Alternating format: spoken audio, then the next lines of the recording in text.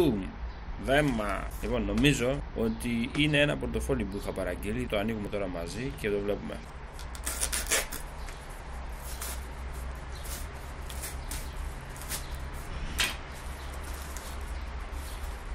Και το είναι αυτό.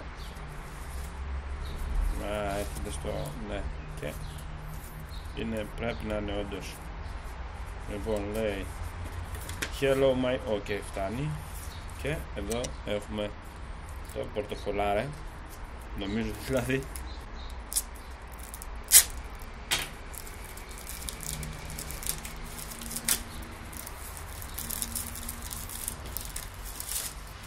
Ναι. Οκ, νομίζω ήρθε σε λάθος χρώμα.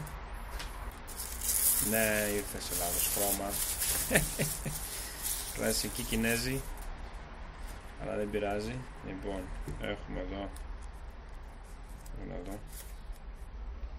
κάτι κάρτες κινέζικες και καλά για την βεβαιότητα ότι είναι αρνήσιο, φαντάζομαι. Τέλος πάντων. Είναι ψηλό μικρό από ό,τι βλέπω. Θα προσπαθήσω να βάλω κανένα φράγκο μέσα να δούμε πως είναι. Λοιπόν, πάμε να το δούμε καλύτερα. Αυτό είναι το σχέδιό του. Εδώ σε σχέση με την παλάμη μου βλέπετε πόσο μεγάλο είναι. Ανοίγει έτσι από εδώ. Έχει κάποιες θήκες από εδώ για να βάζεις κάρτες.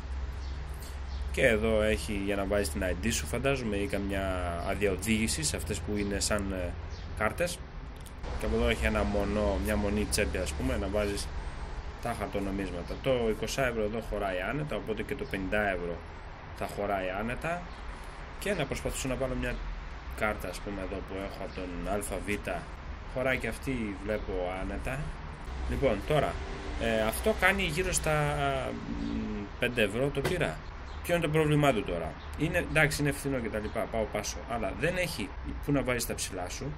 Το δεύτερο πρόβλημα είναι ότι δεν υπάρχει που να βάλεις την ταυτότητα, που είναι αρκετά μεγαλύτερη από τις κάρτες και τις τηλεκάρτες και ξέρω εγώ τις πιστωτικές. Και είναι ένα θέμα, ρε φίλε, πού θα βάλω την ταυτότητα? Θέλω να έχω την ταυτότητα στο πορτοφόλι μου. Οπότε αυτό το πορτοφόλι, ναι, μεν είναι φθηνό, αλλά είναι στην ουσία πεταμένα λεφτά. Δεν το προτείνω να το αγοράσει κανείς. Υπάρχουν άλλα καλύτερα. Στο μέλλον θα παραγγείλω και άλλα πορτοφόλια, να κάνω reviews. Και βλέπουμε, γιατί και εγώ ψάχνω τώρα να πάρω κανένα πορτοφόλι, γιατί είναι παλιό αυτό που έχω. Να πω πως στην περιγραφή έχω affiliate links, τα οποία μπορείτε να κοιτάξετε διάφορα πορτοφόλια κτλ. Προσέξτε τις αγορές στον τρόπο που κάνετε την παραγγελία, να μην πληρώνετε τελωνείο. Για το συγκεκριμένο πορτοφόλι δεν πλήρωσα κανένα τελωνείο, γιατί έκανε 5 ευρώ. Τι τελωνείο να πληρώσω? Κάντε εγγραφή στο κανάλι, γιατί έρχονται και άλλα θέματα και μιλάμε την επόμενη φορά. Γεια χαρά.